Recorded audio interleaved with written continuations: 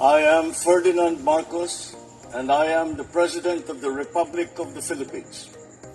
I stand today on behalf of 110 million Filipinos. Hi everyone, hello universe, it's me again. Shout out sa inyo mga kababayan. But anyway, meron tayong upload videos updates. Tungkol dito po, kaya Mr. Ramon Tulfo, no? Alam po natin, kapatid ng dalawang senador na Tulfo ito, tungkol dito sa pagpunta ni Pangulong Marcos Jr. dyan sa Davao. So, nakikita ni Mr. Tulfo ang galaw at ang pamumuno at kawanggawa ni Pangulong Marcos Jr. Parang naawa nga siya ito mga kababayan. Ito sa tingin ko lang So, may sinabi po siya sa kanyang post, no? You see, yan nga ang sinasabi natin mga bes. Lahat po ng ginagawa ni Pangulong Marcos Jr., nakamasid po ang lahat ng mamamayang Pilipino. Except lang yung mga DDS kasi walang puso mga yan, mga bastos mga yan Walang walang mga mudo, mga ugaling askal kasi mga yan So sabi po dito ng balita, mga kababayan, kinahiya ko, asal nyo, Montulfo, agay. Umalma sa inugali ng mga taga-Manay sa pagbisita ni PBBM. No. Nagpunta po kasi siya dyan sa Davao, kumbaga naghatid ng tulong. Pero ito lagi nating sinasabi, alam nyo naman po ang Davao, hindi po lahat ng taga Davao is DDS. Mayroon mga supporters Marcos dyan, solid Marcos talaga. Oo. So, nagpunta ang Pangulo sa Davao, nakita nyo naman, very welcome naman siya. Tanging bukod lang ng yung iba, no? So, sabi niyo po dito mga besa,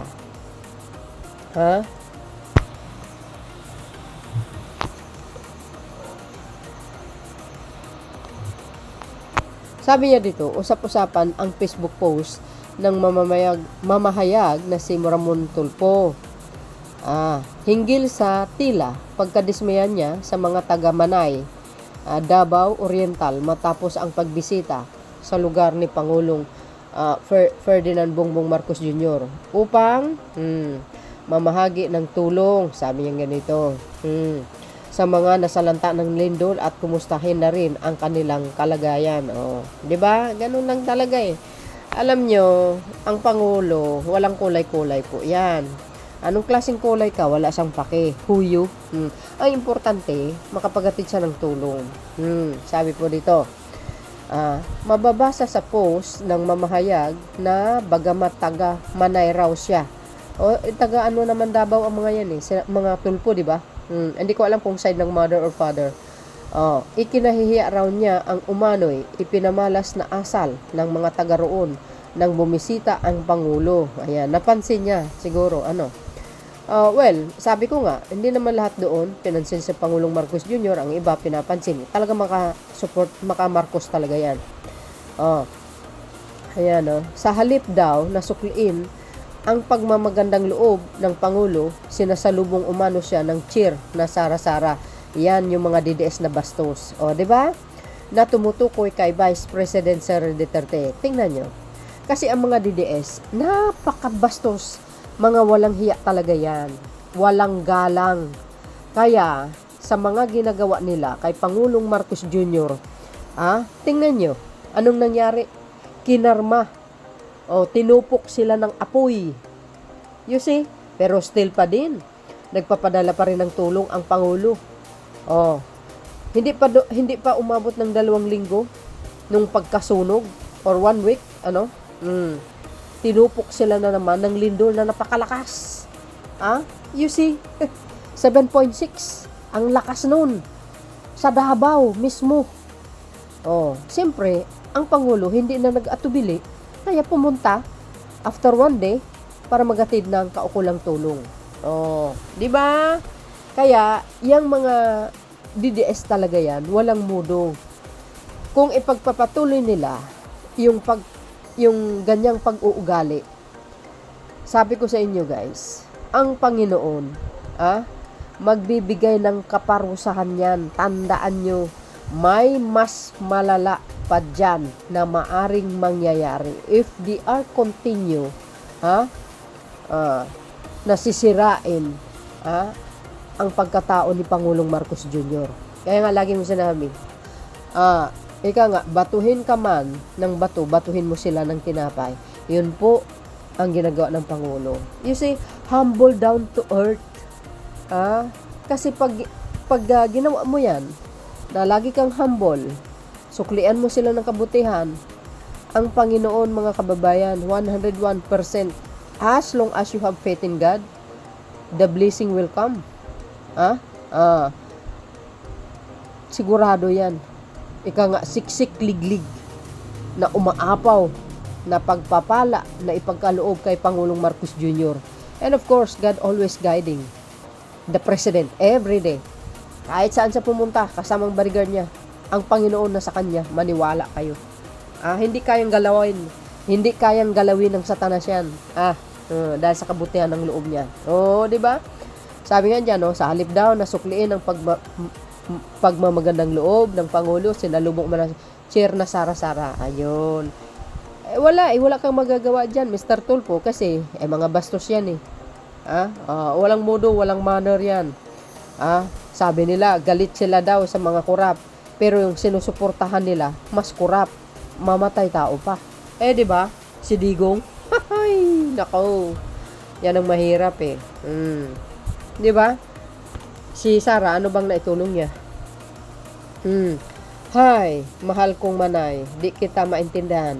Ako'y taga Manay, pero kinahihiya ko ang asal ninyo, agoy. Sabi ni Mr. Montol po. Oo, nasa page niya kasi yan ito pa.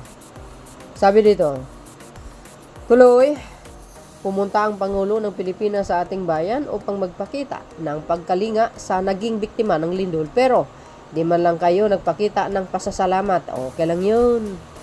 Hayaan mo ang Diyos na sa kanila, magkastigo. Baka matupok sila ng apoy. Lahat. Lumapag sa helicopter si PBBM kahapon sa Manay, Davao Oriental. Ang epicenter ng napakalakas na lindol upang ipadama sa mga tao doon na ang gobyerno ay parang magulang at nag-alala sa kapakanan ng kanyang mga anak. Pero anong ginawa nyo? Siyempre, mga suwail, mga suwail, di ba? Well, it's okay, kasi ang Pangulo naman masyadong very humble yan. Nakangiti pa rin yan. Still pa din ang tulong. Nasa kanila na yun. Kasi may Diyos naman tayo nakatingin. Bahala na ang Diyos magparusa sa kanila. Hindi lang apoy. Hindi lang lindol. May mas malakas pa dyan. Tandaan nyo yan. Sa halip na matuwa kayo at suklian ng kabutiang loob, si BBM ay nagsisigaw-sigaw kayo na sara-sara. Diba? Ang punto ni Tulfo, hindi raw muna isinintabi ng mga taga-Manay ang politika kahit pananandaian lamang, at ito ay pagpapakita ng kawalan ng kagandahang asal. Siyempre, yung mga DDS, wala talagang asal. Asal-askal yan. Oo, asal-askal. Remember, ito si Pangulong Marcos Jr., 2022 election. Nakikita natin, hindi ko talaga makakalimutan yan. Nakikita natin kung paano siya siniraan ng kanyang kalaban sa social media. Nandoon pa nga yung binatuhan siya ng flyers. Nung nangampanya sa isang lugar, binato siya ng isang flyers, ng isang kakamping. Pero okay lang, still pa din ang Pangulo. Tuloy-tuloy pa din ang kanyang kampanya. Grabe yung paninira kay Pangulong Marcos Jr., no? Akala ko nga doon magtatapos na pero hindi pa pala. Pero, ito mga kababayan, dumating po ang 2022 election. Ano nangyari? Nag-landslide ang Pangulo. Kaya ganyan kung paano gumanti ang Panginoon. Kasi nakatala sa Biblia yan Oo, nakasulat sa Biblia. Sabi ng Panginoon, ako ang gaganti sa kanila. Totoo yun. Nasa Biblia po yan. Kaya basta, humble down to earth ka lang. Huwag kang rumisbak. Huwag mo silang batuhin ng masamang salita. Gumawa ka lang ng kabutihan para sa kapwa. Nako, may kaparusahan sa totoo lang. Ako ang gaganti sa kanila. Sabi ng Panginoon yun. Look, I have no love loss for BBM. Para sa akin ay malayo siya sa kanyang ama na si Ferdinand Marcos Sr. But no matter how the people of Manay regard BBM, they should respect his position if they can't respect his person. Giit pa niya, yes. Wala kasi askal ugali. Ganun lang talaga yon. Well, ako nun, speaking of Apulacay, well, pinaka the best na pangulo sa buong kasaysayan yan. No? Kung ano man po ang mga fake news, mga pagbibintang sa kanila, unti-unti po naglalaho yan. Because God always, laging nandyan para sa kanila. O, 'di ba? Ang Panginoon, tingnan niyo nga naman, 'di ba? O, nag-landslide ang boats ni Pangulong Marcos Jr., 31 million kamo. Sobra-sobra. So, do you think kung galit ang mga tao sa mga Marcoses, di hindi na sana manalo sa pagka-presidente? Actually, 2016, panalo nga yan Pero dinaya lang. Pero God is good all the time. Tingnan nyo, ang pandaraya at kasamaan sa kapwa may kaakibat na kaparusahan or karma. Oy, lagi nyo tandaan mga bes. Oo. Sabi po dito, wala tayong magawa Wala silang modo. Kahit malang, tama naman siya. Kahit malang di siya, na respeto sana yung pagkapangulo niya. Dahil pangulo ng basa Okay lang yun. Sumunod, sinabi ni Tulfo na walang umanong maasahan sa kanyang mga kababayan. Ay nako, masa ka pa dyan. Okay lang yun, hindi lang naman silang Pilipino. Pero kung sa bagay, wala kang maasahan sa aking mga kababayan, anumang kabutihang loob ang ipapakita mo sa kanila ay masama ka pa rin. Kung sa English, they feel entitled, they think the world owes them a living. Palibhasay, karamihan sa kanila ang pusaka. Mga taga-bundok na malayo sa civilization. Kulang sa yun, sa disiplina, sir. At aruga sa magulang. Siguro, pinalaki sila ganun. Ganun siguro, no? Well, I think mga ibang Bisaya, hindi naman ganyan. Very well mannered ang ibang Bisaya. Siguro yung mga Bisaya na askal, yan. Siguro na. Class ang tawag dyan sa English. Sa mga may pinag-aralan na taga-Manay ay alam nila ang kahulugan ng class or refinement. Refinement. Ika nga, agay. Anong tawag doon sa mga kababayan mo na ang tawag sa kanila? Askal, yun? Askal ang ugali. Naloko na. Kaya mensahe niya sa mga taga-Manay, huwag daw sanang ikagalit ang pagsita at pagpuna niya sa asal ng kanilang mga kababayan. O huwag sana kayong magalit sa aking pagpuna sa kawalan ng magandang asal ninyo.